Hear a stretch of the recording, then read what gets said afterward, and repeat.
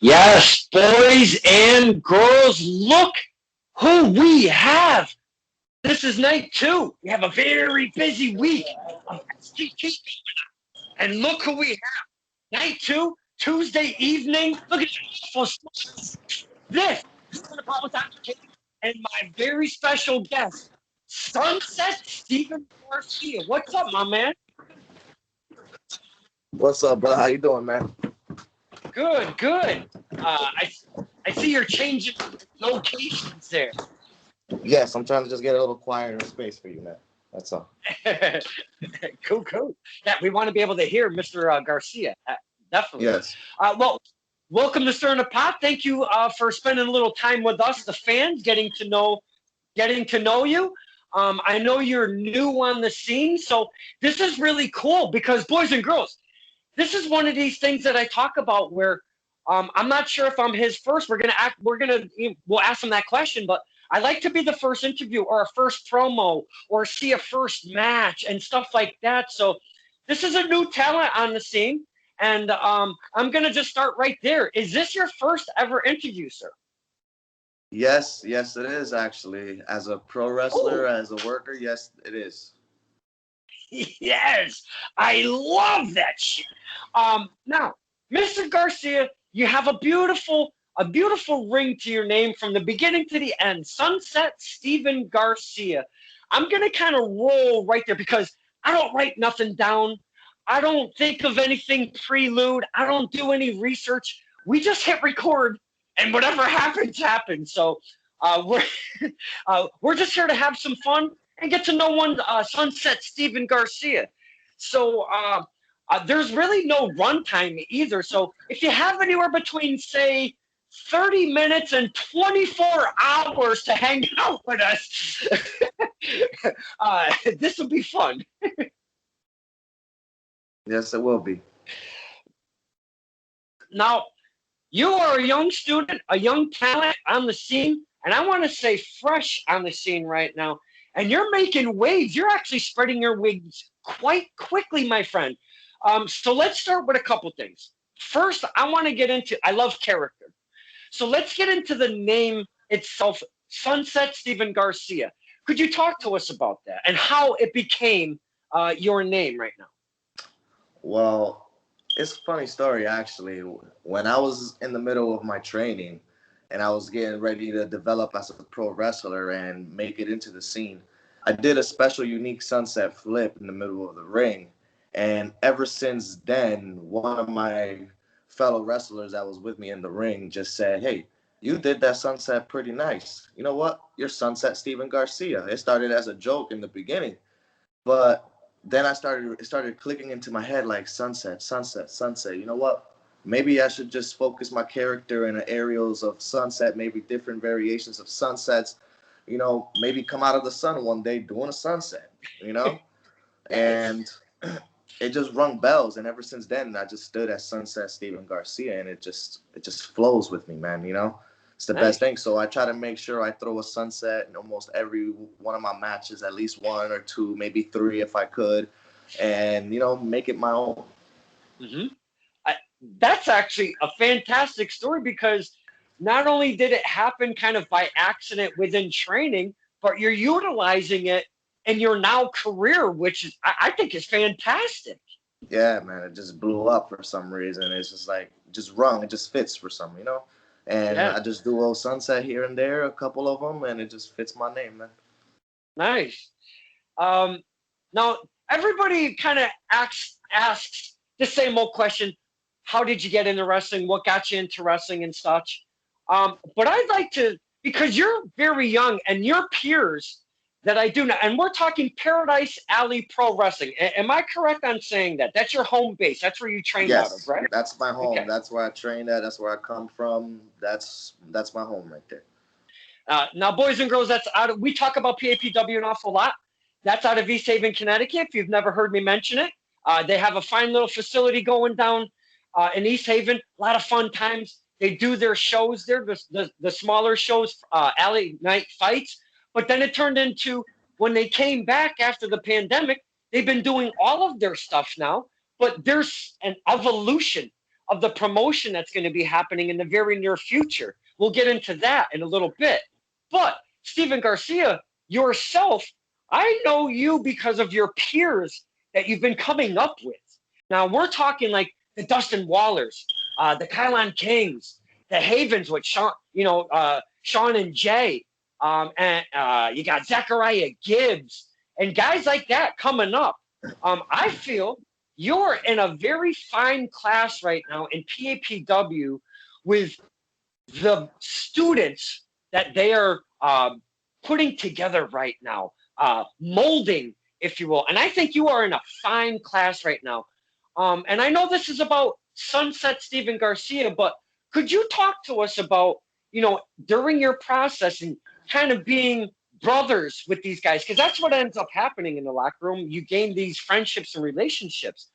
Talk to us about the process and becoming Steven Garcia up to this point, and what it means to have those kind of guys in the locker room with you.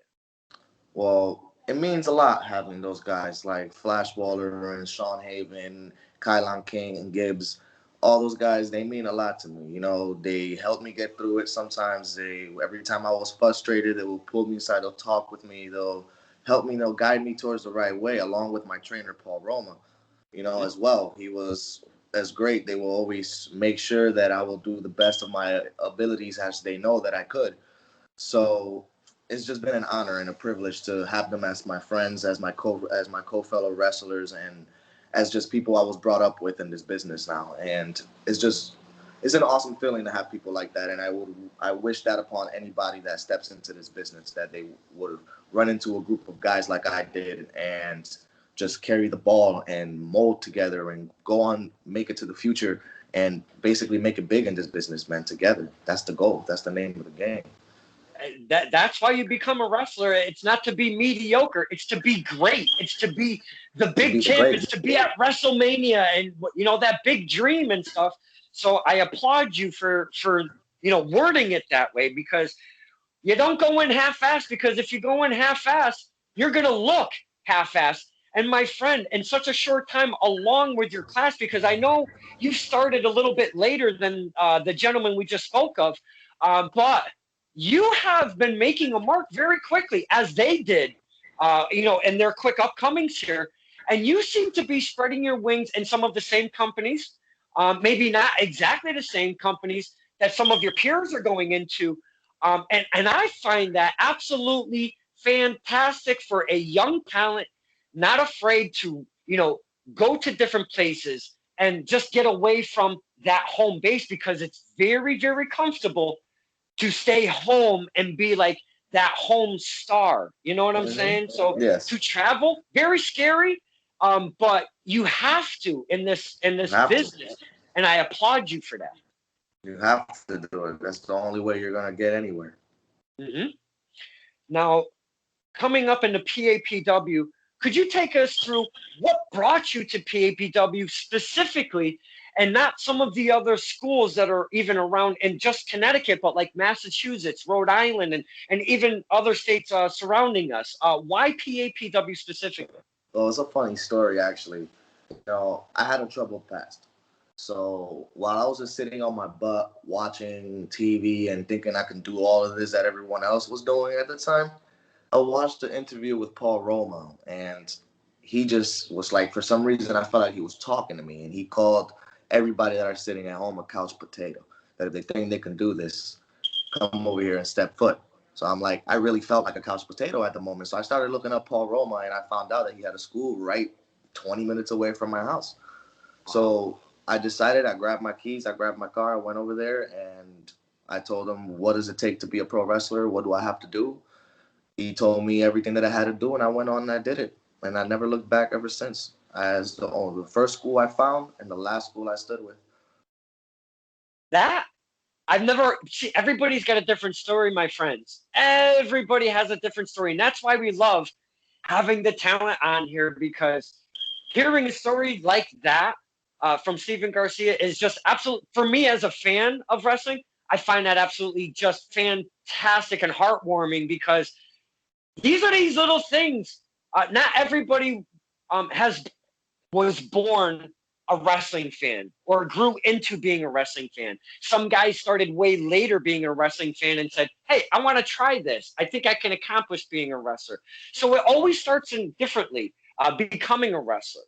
But have you been a fan leading up to this point? Because obviously it's not like you don't know what pro wrestling is and you just jump into it. So what kind of fandom have you had previous to becoming a professional wrestler? Oh, of course I did.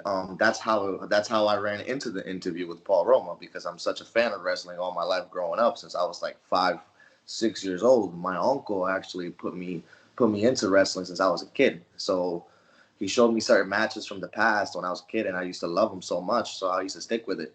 And I grew up into it. Then I ran into the video with Paul Roma, and I felt like he was literally talking to me through the TV. And ever since then, like since I already had that fan base that I always wanted to be one, and I thought I could do it, I had the opportunity to go and do it. And the shot was right there, and I didn't, like I said, I never looked back. I love to talk about support system, and we've already kind of touched upon the brothers that you've made in the locker room. Let's kind of go over to the family side of it, because when Sunset Steven Garcia shares the events, shares his picture, shares the videos and stuff like that, you seem to get a quite good response right off the bat. Is your family behind you doing this thing, or are they being like, what the hell are you thinking becoming a pro wrestler? I mean, they joke around sometimes, like, what are you thinking? Like, you're insane. But they support me 100%. Mother, father, grandmother, brothers and sisters, they all support me, and they're all there. They all believe in me that I can make it one day. And that's all I needed from them. They're always there for me. They've done the best. They have supported me in certain shows. They have been there before. So, yeah, man, my family basically will always support me with any path I actually will take. That, that's amazing. We love to hear that, boys and girls. We love support system behind our talent, because without any of that, it's a very hard road to become, not especially a singles wrestler. When you're in a tag team, you have that other guy to kind of that support system right off the ripper. But when you're a singles wrestler without a support system, I can't even imagine how hard it is to overcome some of these hurdles that you have to do to be a pro wrestler. Now, I've interviewed a bunch of people that have already had maybe 5, 6, 10 plus years, up to 20 years in the business, maybe even longer. And some of the questions that I ask, they don't really remember, because maybe they've been concussed a couple times, or they've been in the business that long, and it's hard to recollect going back that long in their career. But you have a nice, fresh career right now. And I want to talk about the first match that you've had, okay? Yes. When you have your first match, your nerves have to be off the charts at this point. Like, is this one of the most nervous times of your life right now, trying to go walk through this curtain and perform for the first time as Sunset Steven Garcia in front of people? Oh, of course. My heart was pounding. I was so nervous. Like I say, basically, if anyone tells you they weren't nervous, they're lying to you. All right. Like when you go into then you're behind that curtain and you hear your music hit on your very first match, and you're going to walk out in front of 50, 100, 200, 300 people. Ain't no way in hell that you are not nervous. Ain't no way in hell that you have nothing in your mind going that, oh, wait, this is about to go perfect. Especially your first ever match ever, that you have ever had. It's not like you're starting off and you had a 15-year career already and you go have your first match for WWE. Like, that's a little different. But this is your very, very first match that you have ever have had. Of course, your heart is going to be, to this day, my heart still beats before I walk out through the curtain. It's never going to change. I'm always going to be nervous before that, because I want to always perform to my best of my abilities, give the best performance to my crowd, to my fans, to anyone that's out there watching that match. So, of course, man, that nervous system skyrocketing every time I'm behind them curtains. I listened to an interview with George St. Pierre not that long ago, probably about 2 months ago. And it was actually on a talk show that transitioned into a podcast that I used to listen to on the radio. And he talks about fear. He was deathly afraid every single time he went out to that ring. And he always thought if he was a champion or not. He always had this thing in his mind. He was never really going to win. He didn't have that confidence that you hear like 95, 98% of the athletes say, that cockiness that you have to have of that confidence coming down to the ring, going out into an arena, doing whatever your profession is. He always was in his own head and was so scared that he thought he was going to lose every single time. But he had this insane fear. But man, look at what kind of an athlete he was, Of course. Now, going through this curtain, first match, who's your opponent? My very first opponent was none other than Vlad. Yes, that's what we're talking about, baby. Now, you have to kind of be feeling just a smidge comfortable because it's not somebody you've never wrestled, never met. You kind of have a brother in the locker room that you're able to work with for your first match. That had to at least made you feel a smidge comfortable, yes? I mean, a little bit, but to be honest, I barely knew him at the moment like that. I knew who he was, but okay. I never really, I knew he was Vlad. I knew he was the current champion. I knew he beat Matias. I knew he kind of went a little hard doing that. I only knew him. I ain't know him. I seen him a few times during my training or whatever, walk in and walk out. Never had that actual relationship. When I walked in there, I was completely nervous. It was like, oh man, I never really worked with this guy like that. I never wrestled. I don't know what's going on here. So I went in there very nervous, just trying to win, obviously, to the best of my abilities. But, I did the best I could, man. So how you feeling of your performance? Win or lose, you kind of almost have to put that to the side. Obviously, if you won, that's a different feel. If you lose, yeah, you lost, but how do you feel the performance was? How do you feel that you came out, what you hadn't started with? Like I said, I went to the best of my abilities and I gave it my all. And to me, I felt like I went in there and gave it my best. Mm-hmm. That's the way I felt. Win, lose, or draw, doesn't matter. I went step foot into that ring. I went one-on-one with Vlad for the World Heavyweight title. And I came up short, but it wasn't my last match. It wasn't my last. Got up and kept doing it the next day. Having a singles match, I think, is kind of special at the beginning because a lot of talent, they start in these these rumbles, if you will, not Royal Rumbles. I don't want to get monetized by Uncle Vince. In a battle royal or maybe a multi-man tag match or something like that. So I feel having a singles match right off the ripper is kind of beneficial. I feel, and I may be wrong, and promoters may say I'm wrong, but I like that feel, to be honest with you. It's like you have to shine. It's your time. This is what you've been working for. Make it work because you're the only one in control of what's going on. When you're in a battle royal, there's so